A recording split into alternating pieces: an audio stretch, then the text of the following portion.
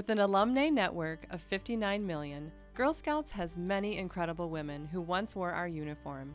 They are women who led interesting lives, women who stood up for what they believe in, and women who used what they learned in Girl Scouting to do good in the world.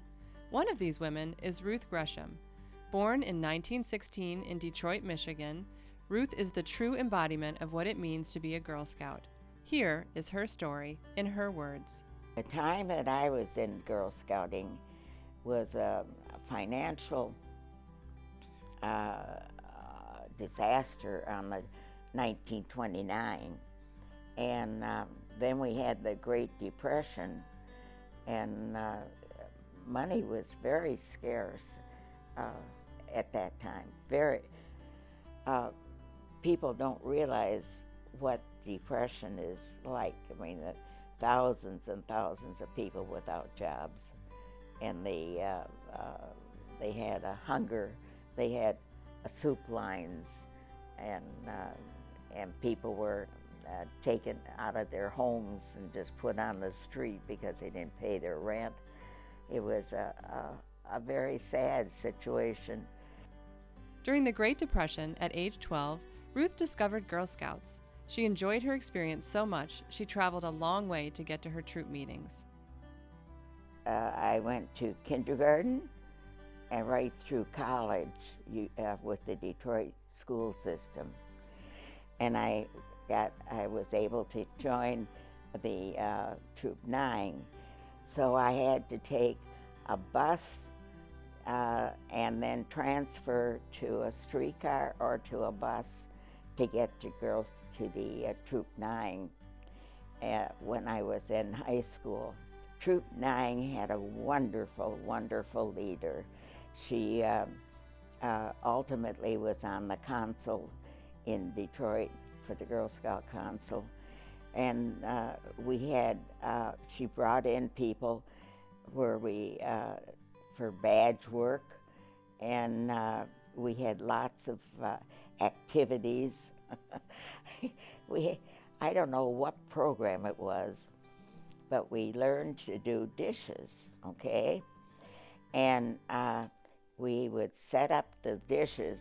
We'd have glassware, silverware, dishes, and tins, okay? At that time, it was very useful. How to darn a sock, an egg. We have a wooden egg you put in the sock, and then you'd weave. No one darns a sock anymore. But at the time, it was useful. Ruth was so committed to Girl Scouting, she earned its highest award at the time, the Golden Eaglet. In 1935, Ruth received her award at a ceremony she remembers for a very important reason. I don't remember how many badges I had, but I had sufficient number. All I remember about the ceremony was the fact that my mother came, and this is during the Depression, and we didn't have a car, and she had to come, and I'm the oldest of 7 children, and so this took a lot of planning on her part to find someone to take care of the children while she came down to witness my award ceremony. After earning her Golden Eaglet, Ruth went on to college, rare for women at the time, but faced several challenges along the way. She was studying in a field that had not yet made room for women. I went to Wayne State University, which has grown since I went there. And I graduated with a Bachelor of Science in Chemistry. And at that time, women were not accepted in the chemistry field. They didn't have a restroom for women. When I graduated from college, I couldn't get a job as a chemist because of the fact that it was a male organization, and all the labs were all run by men. And so I went back and got a teaching certificate. All throughout her childhood, her Girl Scout years, and adulthood, Ruth made volunteerism a priority. She has given countless hours, dollars, and more back to the community. But she wasn't the first woman in her family to do so. My mother used to call it a helping out, and she was always helping out something, and I think that's where it started. And I have always volunteered in school and in activities that I was connected with. My life was around teaching in Detroit, and I volunteered with the Girl Scouts at that time. I volunteered in Columbus, Ohio with Girl Scouts. I volunteered in Menasha and in Appleton. I was always active on some committee for Girl Scouts. And now that I'm incapacitated, I give money. At Wayne State University and in the workforce, Ruth faced many obstacles, and those didn't stop when she entered the workforce as a teacher. She saw early on how women and men were treated differently on the job. When I was teaching school, never did I go to a principal and give a suggestion.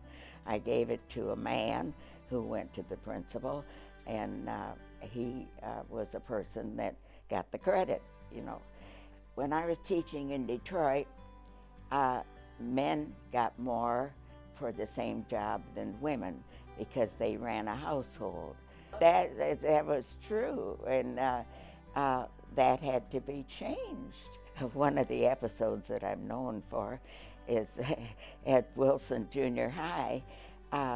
Men could wear just about anything to teach, an outfit to teach in, and women had to wear a dress, okay? And I had had enough of it. So I made an outfit, and I came with a pantsuit, and my principal said to go home and change and put a dress on. And I said, no, there's nothing in my contract that says I have to wear a dress. And from that point on, all of Appleton was able to wear, the women were able to wear pantsuits. Ruth has led an incredible life. She has witnessed much and knows just how far women have come. So there's more equality today by far than when I started out. Over the last 100 years, thousands of amazing women, like Ruth, have earned Girl Scouting's highest award, and we are so excited to see what the next 100 years will bring.